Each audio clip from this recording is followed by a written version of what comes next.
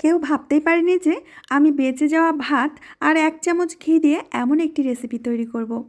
এত বেশি টেস্টি হয়েছিল যে আমার কপালেই জোটেনি। তাই আমি আবার এই রেসিপিটা বানাতে চলেছি। এটা বানাতে দই, ইনো, সোডা, সুজি, ময়দা কিছুই লাগবে না। তারপরেও ওটা এতটা টেস্টি হয়েছিল যে আমি নিজেই অবাক হয়ে গেছি। তো চলুন বানিয়ে ফেলি। আপনারা দেখবেন যে ইচ্ছে করে ভাত বাঁচিয়ে রাখবেন এই রেসিপিটা বানানোর জন্য, এতটা টেস্টি হয়। আজকের এই দুর্দান্ত রেসিপি তৈরি করার জন্য সবার প্রথমে আমি দুপুরের বেঁচে যাওয়া কিছুটা ভাত নিয়েছি, আর এরই সাথে দিয়ে দেব কিছুটা ভেজানো ছোলার ডাল। এটা দিলে আমাদের রেসিপির টেস্টটা কিন্তু দারুণ আসবে। সাথে দিয়ে দেবো 1/2 কাপ মটরশুঁটি, আর ঝালের জন্য দিয়ে দেব 3টি শুকনো লঙ্কা। এখন এগুলোকে একটা মিক্সিং জারের মধ্যে নিয়ে নেব। রেসিপিটা যেমন টেস্টি হবে তেমন হেলথিও হবে।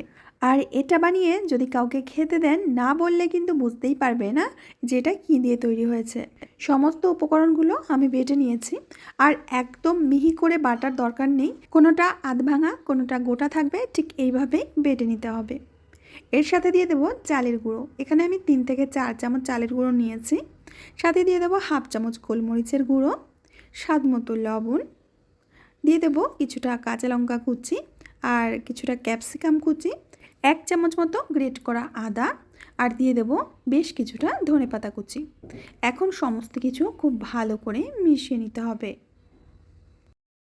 মিশ্রণটা তৈরি করার সময় অল্প অল্প করে জল দিয়ে দিতে হবে, কিন্তু ভাতটা যখন মিক্সিং জারের মধ্যে দিয়ে বাটবে তখন কিন্তু জল দেবে না, তাহলে ভাতগুলো একেবারে মিহি পেস্ট হয়ে যাবে। তখন কিন্তু রেসিপিটা আর বানাতে পারবে না, খেতেও ভালো লাগবে না।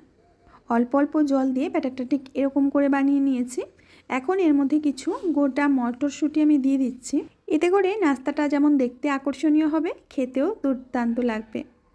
বন্ধুরা, আপনারা দেখতেই পাচ্ছেন ব্যাটারের ঘনত্বটা কিন্তু যথেষ্ট ঘন আছে। এখনও এই ব্যাটারটাকে আরও একটু পাতলা করতে হবে। এর জন্য আমি আরও সামান্য জল দিয়ে দিচ্ছি। জল দিয়ে খুব ভালো করে মিশিয়ে নিচ্ছি।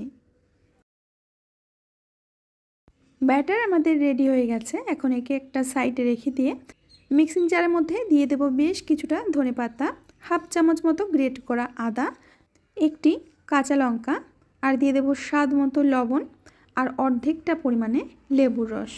চাইলে আপনারা এখানে ভাজা বাদাম ব্যবহার করতে পারেন, বা আখরোট, বা আপনারা কাজু বাদামও দিতে পারেন। তাতে করে চাটনির টেস্টটা আরও বেশি ভালো হবে। সামান্য জল দিয়ে দিলাম। একদম ইনস্ট্যান্ট একটা চাটনি আমি তৈরি করে নিয়েছি। এখন একটা কড়ার মধ্যে দিয়ে দেব 1 চামচ মতো ঘি। ঘিটাকে ভালো করে গরম করে নিতে হবে। গ্যাসের ফ্লেমটাকে মিডিয়ামে রাখবে। তারপর এক হাতা মতো ব্যাটার আমি দিয়ে দিচ্ছি। এই টিফিনটা সবসময় মোটা অ্যালুমিনিয়ামের কড়াই, লোহার কড়াই বা ননস্টিকের কড়াইতে বানাবে। স্টিলের কড়াইতে কিন্তু বানাতে যাবে না, তাহলে কিন্তু নিচে থেকে পুড়ে যাবে বা কড়াইতে লেগে যেতে পারে। চারপাশটা একটু সমান করে দিচ্ছি।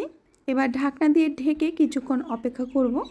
ওই মোটামুটি 2 মিনিট পরে আমি ঢাকনাটা খুলে নিয়েছি। এখন উল্টে দেব। আবারও একবার ঢাকা দিয়ে দেব। আবারও 2 মিনিট পরে ঢাকনাটা খুলে নিচ্ছি। টোটাল 4 মিনিটে কিন্তু আমাদের একটা টিফিন তৈরি হয়ে গেছে। এখন ঘিয়ের মধ্যে থেকে তুলে নিচ্ছি। 2 পিস টিফিন আমাদের রেডি হয়ে গেছে। একইভাবে সবগুলো টিফিন আমি তৈরি করে নেব। টিফিনগুলো একটু লাল করেই ভেজে নেব, তাহলে বাইরেটা থাকবে ক্রিস্পি আর ভেতরটা থাকবে সফট। খেতে লাগবে দারুণ টেস্টি। দেখতে পাচ্ছেন দেখতে কতটা পরিমাণে লোভনীয় হয়েছে। আমি একটা আপনাদের ভেঙে দেখাচ্ছি। এটা খেতে এতটা বেশি টেস্টি হয়, আপনি ইচ্ছে করেই ভাত বাঁচিয়ে রাখবেন এই রেসিপি বানানোর জন্য। বন্ধুরা, আশা করছি আজকের রেসিপিটা আপনাদের ভালো লেগেছে। ভালো লাগলে অবশ্যই বন্ধুদের মধ্যে শেয়ার করবেন। আমি আজ এখানেই বিদায় নেব। আবার আসবো নতুন রেসিপি নিয়ে। সবাই ভালো থাকবেন, সুস্থ থাকবেন।